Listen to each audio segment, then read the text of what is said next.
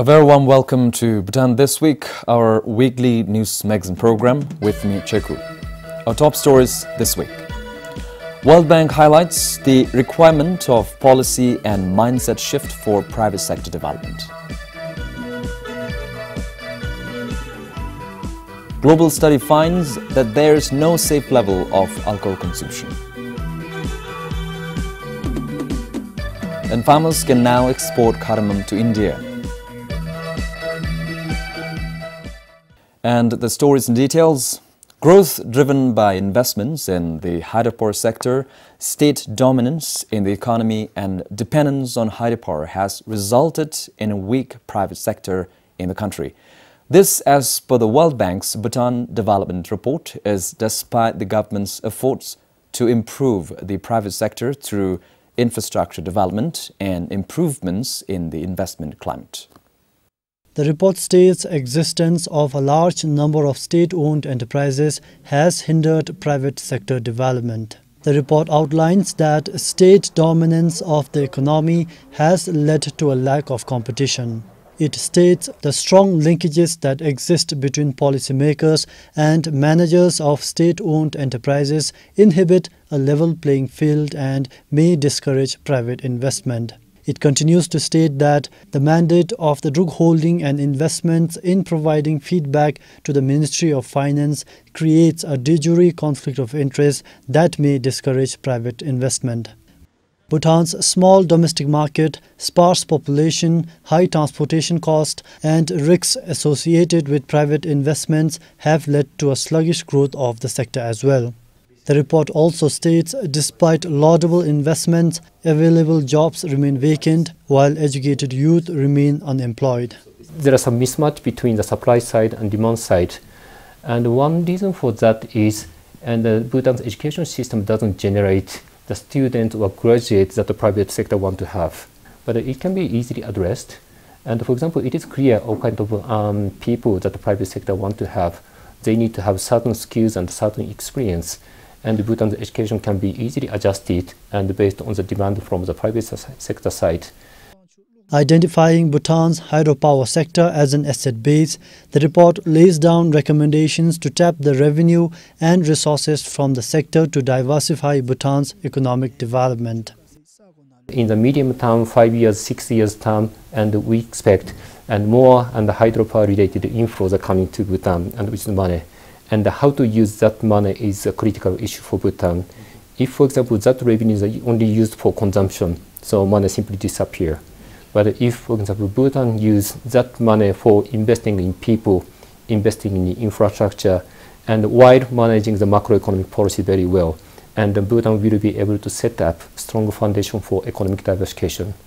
In its recommendations, the report calls the government to formulate a state-owned enterprise policy to redefine its role to enable private sector development. It also highlights investing in human and physical capital using hydropower revenue for macroeconomic stability, investment in critical information and communication technologies, and speedy implementation of a new tax regime, the goods and services tax, has also been cited to enhance the private sector. Sharaf Doji, PBS News. If everything goes as planned, the 5 districts of Dagna, Gasa, Hlunsi, Shemgang and Samtse can look forward to receiving tourists in the region. Today, tourists visiting these places are minimal. The Tourism Council of Bhutan is proposing tourism flagship program to the government to give more focus to these identified districts in the 12th five-year plan. Efforts to promote balanced tourist arrivals began with the first ever National Tourism Conference. The Tourism Council did not give details of the proposed flagship program. It was presented to the Gross National Happiness Commission but is yet to reach the cabinet. Mainly the present there in terms of tourist arrival is the lowest. These 5 dzongkaks is the lowest. And then the other second reason for their selection is to go to these dzongkaks. Other dzongkaks will be covered on the way. So therefore, it will have a... Under the program, other 15 districts will also have specific projects, building infrastructure, developing more local products, and hosting events such as Black-necked crane and highland festivals. are some of the strategies to promote balanced tourism. But with it comes other problems. Stakeholders raised concerns on tourists violating rules and regulations. One issue of a rafting issue, no? And there are certain directives or regulation in place where tourists or operators cannot operate rafting wherever they feel like. There are certain restrictions, there are certain areas where they cannot do rafting. So, but despite that, there are non-compliance. So this is one of the challenges. Over 270,000 tourists visited Bhutan last year, creating around 27,000 jobs. Tourism sector is the highest employer and the second highest revenue contributor in the country. And if the proposal comes through, it might maximize tourism opportunities and ensure equal spread of its benefits. This is Sonam Chodan for PBS News. Thimphu police recently arrested a former monk for allegedly involving in a lewd and lascivious conduct during a religious ritual. Another former monk was arrested for making the video. They were arrested following a video clip went viral in social media a few days ago. In what looks like a part of the ritual, the 30-second clip shows the suspect touching the women while another former monk at the ceremony makes the video. The video attracted a lot of views from shocked netizens who were witnessing such an act during a religious ceremony for the first time. After the video was out in the public, police started looking for the suspects. The suspect came to the police on Wednesday to report about the video but was arrested. According to police, the incident happened in Changsamto in Thimphu earlier this week. According to the police, sharing video in social media is becoming rampant in the society and the numbers of arrests are increasing gradually. Police urge the public to use social media responsibly. According to the Penal Code of Bhutan, a defendant shall be guilty of the offence of lewd and lascivious conduct if the defendant performs a sexual act in public under circumstances where the defendant knows it may be observed by the public and that causes the public affront or alarms, or sells, manufactures, issues, distributes, displays or otherwise deals in obscene material. This is Changa Doji for BBS News. A new scientific study has concluded that there's no safe level of drinking alcohol. It says any amount of drinking is bad. The study published in the International Medical Journal, The Lancet, outlines clear and convincing connections between drinking and premature death, cancer and cardiovascular problems. The Lancet is the world's leading independent general medical journal. According to the study, alcohol is a huge global issue. The new research was based on a review of nearly 700 existing studies on global drinking prevalence. The risk of other health-related diseases outweighs any known benefits. Researchers found that alcohol was the 7th leading risk factor for premature death in 2016, and the burden of alcohol is particularly high among those aged 15 to 49. Alcohol is the leading risk factor for bad health in this working age group. And in Bhutan, according to 2018 Annual Health Bulletin, those who fall in this age group are at higher risk of alcohol liver disease compared to other age groups. Recognizing the issue as a growing concern, the Good Governance Committee of the National Council presented a study on the harmful use of alcohol in the country during the National Council session last month. The committee reported more than 500 deaths due to liver disease in the last 3 years. The report claimed that compared to other countries, alcohol is cheap and widely available in Bhutan. As of 2017, there are nearly 4,500 bars in the country. The Lancet study suggests prioritizing policies to discourage alcohol consumption, educating people on the harmful effects of alcohol, encouraging people to consider not drinking, and lowering overall consumption globally. Sunampem for BBS News. After 9 years in business, Druk Nesul, a private Dzongkha newspaper, closed down last month. Financial challenges and limited Dzongkha readers were the main reasons stated by the weekly paper. With this, only one private Dzongkha paper remains in business in the country. According to the Deputy Chief Executive Officer, like all newspaper companies, advertisements had been the main source of revenue for the paper. Because of poor readership and having only a few subscribers, he said people were ultimately reluctant to advertise in the paper.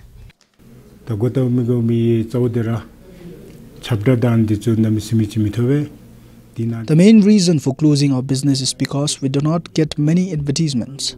Moreover, people are more interested in English papers compared to Dzongkha. When we print our newspaper, each paper costs around 16 Newton and we sell it at 10 Newton. Despite that, people are still not willing to read our paper.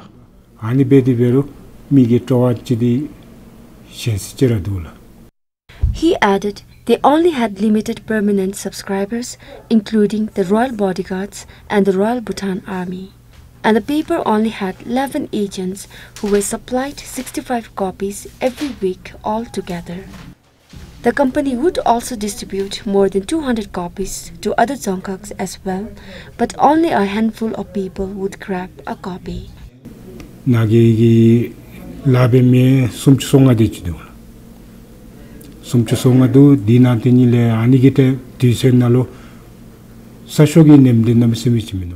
When we first started our business, there were 35 employees, and since there were not many papers, business went well. However, since 2013, our business started to go down. We have tried our best to sustain ourselves, but it did not work.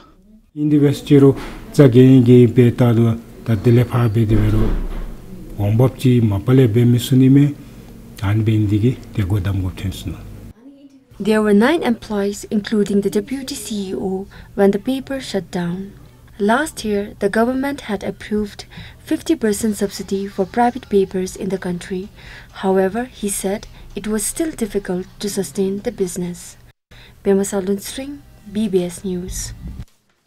With just a month left for the country to reinforce the ban of plastic carry bags and doma wrappers, the shopkeepers and vegetable vendors in Trongsa are wondering about the alternatives. Today, plastic is widely used for packaging and carrying almost everything. Today, almost all the shopkeepers use plastic to store and keep edibles fresh and clean. But soon, such a kind of plastic carry bags and doma wrappers will not be allowed. Customers do not buy from us if we don't have plastics. We have alternative for carry bags, but not for packaging, which is necessary for preserving and maintaining hygiene of our local products. People avoid buying such produce if it is not wrapped in plastic. There will be a problem if plastic is banned. Firstly, people won't buy our goods. We'll have nothing to wrap our goods with. This will affect our business. We cannot sell vegetables and fruits if we don't have plastics. So if customers could bring their bags while coming to buy goods, this will ease the plastic problem a bit. The biodegradable carry bags or wrappers and papers will be encouraged. Entrepreneurs wishing to invest into biodegradable carry bags and exploring alternative to plastic use will also be encouraged. For Pasa in Trongsa, this is Sringdandu for BBS News. Farmers can now export cardamom like in the past. Agriculture Minister said the goods and services tax on cardamom is now lifted after several talks with India. Cardamom export to India stopped since November last year. It has been affected after the introduction of the GST in July 2017. This is the circular that the Agriculture Ministry issued in December to 15 districts that grow cardamom to enlist their stock with the Department of Agriculture. The government promised to buy cardamom at 550 Newton a kilogram. Since then, some 200 farmers registered nearly 300 tons of cardamom with the department. In Sirang, Sokpas and Geok extension officials claim that they are getting immense pressure from the people.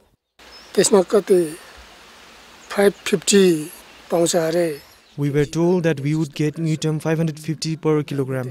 We were delighted with the initiative. We felt that the middleman reaped the profit of our hard work. If the government buys our produce, the profit will go to the state's account. Therefore, we would be happy. But nothing is happening as of now.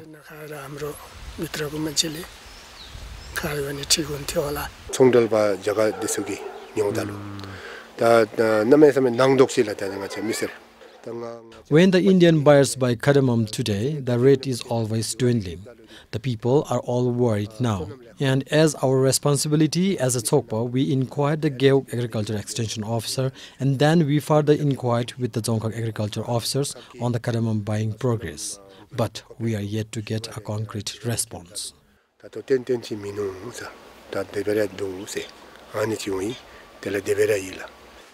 The Department of Agriculture said the buyback scheme was a temporary measure as the export of cardamom came to halt. During the R&R Extension Conference in Gyalefo recently, the ministry informed the extension officers on GST lifting and exports to be resumed as usual. For Namgyewanshu in Tserang, Sunampem for BBS News. Shimgang town has been grappling with unreliable power supply for almost a year now. The residents say it is time the faulty power lines are fixed, since it would be difficult to do so once the rainy season starts. Dealing with frequent power blackouts is a common routine for Shimgang residents. Candles and battery-operated lamps have become everyday essentials. Locals say life becomes difficult when one is used to bright tube lights and bulbs. Apart from affecting the daily chores, power supply fluctuations also hamper official works. Now we depend on electricity for household chores, starting from boiling water to cooking. Compared to my village, the power supply is supposed to be more reliable here in the town, but that's not the case.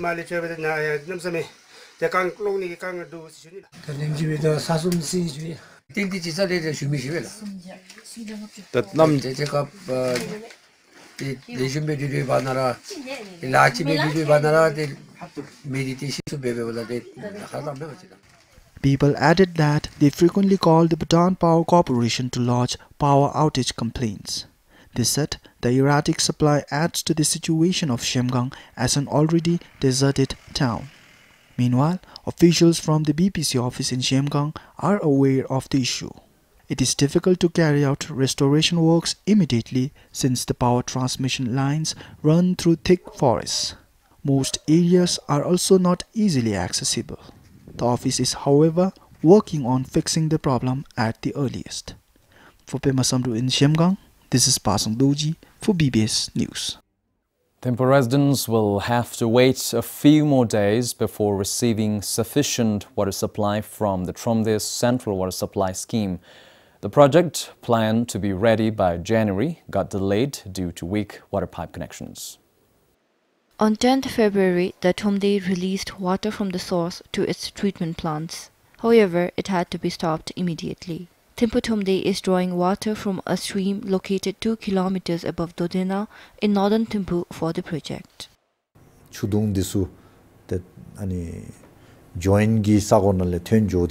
The water leaks especially from joints of the pipes.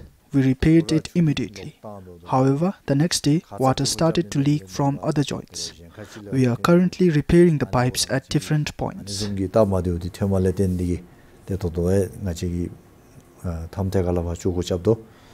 Thompe added that they plan to complete the repair works and supply water to the residents at the earliest.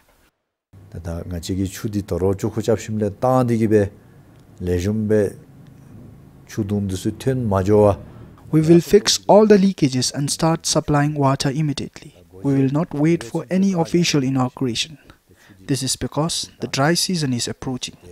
If the water from Dodena is not supplied in the next 2 months, there is a high risk of water crisis in the town.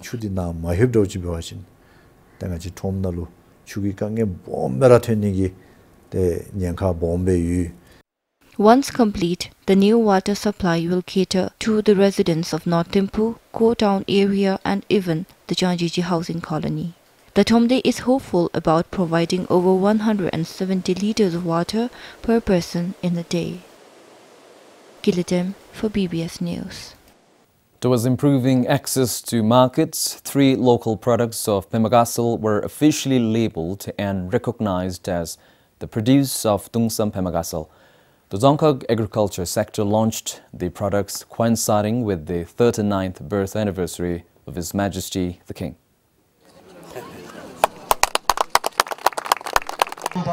The identified products are sugarcane jaggery of Nanong, fermented soybean cheese of Dicheling, and cassava flour of Chekoling. This move is expected to help in promoting the products by distinguishing them from other similar ones.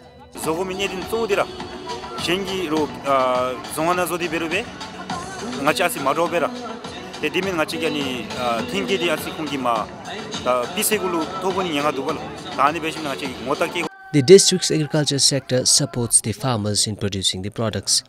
The office provided them with the required machines and training.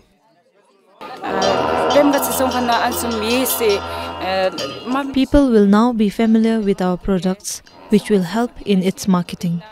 They will know it is produced in Pemagatil. They will also be aware of a cassava flour production project in Chokoling Gyeok. Hopefully, we will be able to export our products to India as well.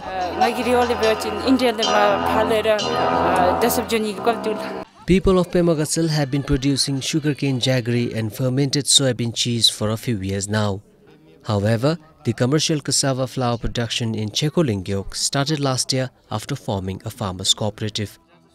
For Tile Doji in Pemagatil, Sonamongdi, PBS News. Well, that's it for this week's news magazine. Until next time, goodbye.